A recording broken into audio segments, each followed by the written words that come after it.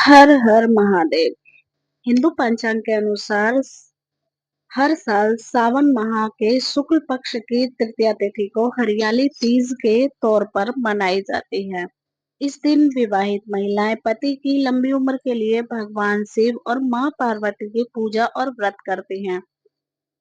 इस साल हरियाली तीज का व्रत 7 अगस्त को मनाया जा रहा है। इस दिन सुहागिन महिलाएं 16 श्रृंगार करके मेहंदी लगाती हैं और भगवान शिव की पूजा करती हैं। कई जगहों पर तो हरियाली तीज पर कुंवारी कन्याएं भी मन चाहे व्रत के लिए भगवान शिव के निमित्त व्रत और पूजा पाठ करती हैं।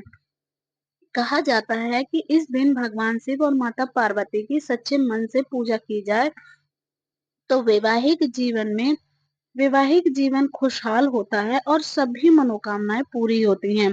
हरियाली तीज की पूजा और व्रत के दौरान भगवान शिव की कथा भी सुनी जाती है और मान्यता ये भी है कि कथा को सुने बिना हरियाली तीज का व्रत पूर्ण नहीं माना जाता है। चलिए तो यहाँ जानते हैं हरियाली तीज की व्रत कथा क्या है। एक बार भगवान शिव ने माता पार्वती को उनके पिछले जन्म की याद दिलाते हुए बताया कि किस तरह पार्वती ने शिव को पति रूप में पाने के लिए कठोर तप किया था। उन्होंने अन्न जल का त्याग कर दिया था और दुरह तपस्या में रही थी। इसी प्रसंग को सुनाते हुए भगवान शिव ने कहा कि माता पार्वती ने राजा पर्वतराज हिमालय के घर में जन्म लिया था और वो भगवान शिव को पति रूप में पाना चाहती थी। एक बार नारद जी ने उनके पिता के घर पधारे और उन्होंने पार्वती जी के पिता से कहा कि मुझे यह भगवान विष्णु ने भेजा है। भगवान विष्णु आपकी तेजस्वी और रूपवती कन्या से विवाह करना चाहते हैं। राजा हिमालय का प्रस्ताव बहुत प्रसन्न हो गए और उन्होंने प्रस्ताव को स्वीकार कर लिया और ये खबर अपनी बेटी पार्वती को भी सुनाई। पिता के पास आया भगवान विष्णु का शादी का प्रस्ताव सुनकर के पार्वती जी दुखी हो गई क्योंकि वो भगवान शिव को वर रूप में पाना चाहती थी।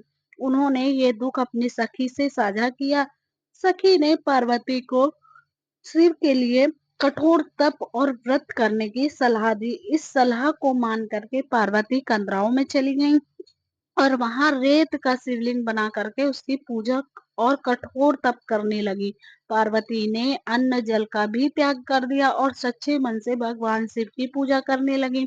सावन माह के शुक्ल पक्ष की तृतीया तिथि के दिन भगवान शिव ने पार्वती की कठोर तपस्या से प्रसन्न होकर के उन्हें दर्शन दिए और दर्शन देने के बाद भगवान शिव ने पार्वती की मनोकामना पूरी करते हुए उन्हें पत्नी के रूप में स्वीकार किया। इसके बाद पार्वती ने पिता हिमालय राज से कहा कि मैं आपके साथ महल में तभी चलूंगी जब आप शिव को मेरे पति के रूप में स्वीकार कर लेंगे।